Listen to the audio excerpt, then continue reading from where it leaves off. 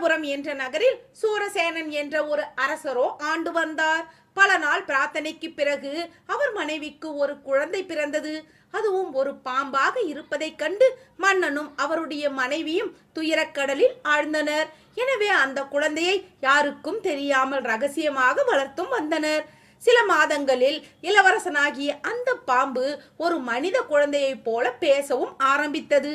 அதற்கு வேதங்களை கற்பிக்க ஏற்பாடு செய்ய அதுவும் கற்று முடித்தது. அப்பொழுது அந்த நாக குழந்தை தனக்கு திருமணம் செய்து வைக்குமாறு, தனக்கு ஒரு புத்திரன் இல்லாவிடில் நரகமே வாய்க்கும் என்றும் அந்த நாகமோ கூறிற்று. இதனையெல்லாம் கேட்டுக்கொண்டு வியப்புற்ற மன்னனோ எந்த இளவரசி பாம்பை மணக்க சம்மதிப்பாள் என்று கேட்டார். அதற்கு, எனக்கு அதெல்லாம் தெரியாது, தனக்கு திருமணம் செய்து வைக்காவிடில் நானோ தற்கொலை செய்து கொள்வதாகவும் கூறிற்று. அதற்கு எத்தனையோ வழிமுறைகள் உள்ளன. ஓர் இளவரசி